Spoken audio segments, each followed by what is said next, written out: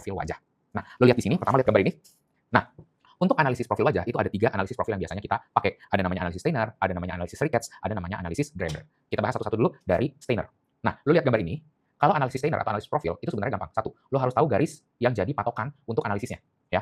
Nah, kalau Steiner itu kita pakai namanya S-line, ya, S-line. Lo lihat di gambar ini, lihat bagian bawah hidungnya. Nah, kalau lo lihat kontur hidung dari samping, itu ngebentuk huruf S terbalik, ya kan? Ngebentuk huruf S terbalik. Nah, di tengah-tengahnya, di tengah-tengah kurva S hidung itu, lo kasih titik. Udah kayak gitu, lo lihat kontur dagu nih, kontur jaringan lunak dagu, lihat bagian yang paling prominent dari dagu itu.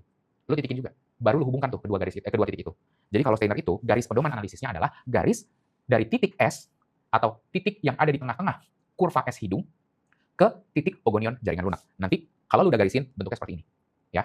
Nah, kalau satu lagi temennya namanya Ricketts. Kalau Ricketts itu dia pakai garis pedoman namanya E-line. Kalau Ricketts, E-line itu ditarik dari titik yang paling ujung dari hidung atau titik pronasal, ya. Titik yang paling prominent dari hidung, lu titikin ke pogonion jaringan lunak juga, titik paling prominent dari dagu. Lu garisin, nah itu namanya garis E-line. Jadi lihat bedanya ya. Nih kalau yang ini S-line, analisis Steiner. Kalau yang ini E-line, analisisnya Ricketts. Nanti dari garis ini yang lu lihat adalah posisi bibirnya seperti apa. Jadi baik E-line maupun S-line itu bedanya garis pedomannya aja. Tapi kalau analisisnya dia sama. Jadi kalau analisis profil wajah, itu ada 3 kesimpulannya.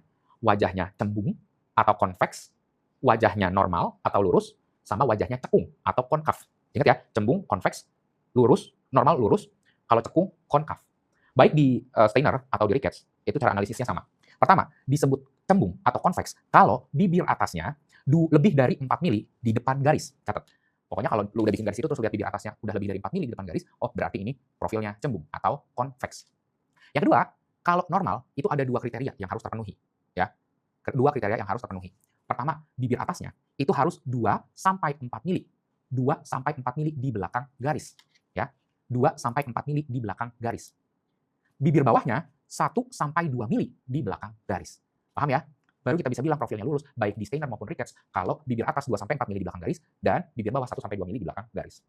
Terakhir, konkav atau cekung. Kita bilang bibirnya cekung, mukanya cekung, kalau bibir bawahnya kurang dari 1 mili di belakang garis, atau lebih dari 1 mili di depan garis. Paham ya? Paham ya? Itu untuk analisis Ricketts sama Steiner. Yang ketiga, ada namanya analisis Graeber. Kalau analisis Graeber, sekarang lihat gambaran di sini. Nah, lu kasih garis antara titik glabella, di antara 2 alis ini tengah-tengahnya disebutnya glabella, ke arah pogonion jaringan lunak, bikin garis lurus kayak gini. Nah, nanti analisisnya tetap sama. Yang kita lihat adalah posisi bibir atas dan bibir bawah. Agak beda dikit kalau di analisisnya Graeber, disebut cembung atau konveks kalau bibir atas dan bibir bawah di depan garis. Jadi nggak dilihat berapa milinya. Langsung dilihat, oh ini dua-duanya depan garis, berarti dia cembung. Tapi kalau misalnya bibir atas dan bibir bawahnya tepat di garis, dia masuknya lurus atau straight. Kalau misalnya bibir atas dan bibir bawahnya di belakang garis, disebutnya cekung. Paham ya? Kalau untuk analisis Graeber kita lihatnya glabella pogonion, dilihat bibir atas dan bawahnya di depan, tepat atau di belakang garis. Di depan garis berarti cembung, tepat di garis, lurus, di belakang garis, cekung atau konkav.